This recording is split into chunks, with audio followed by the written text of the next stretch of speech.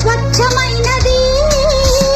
మమకారమే ఈ లాలి పాటగా రాసేది హృదయమా ఉమాదేవిగా శివుని అర్ధభాగమైనాలోన నిలువుమా శుభ లాలి లాలి జో లాలి లాలి జో ఉమాదేవి లాలి జో లాలి లాలి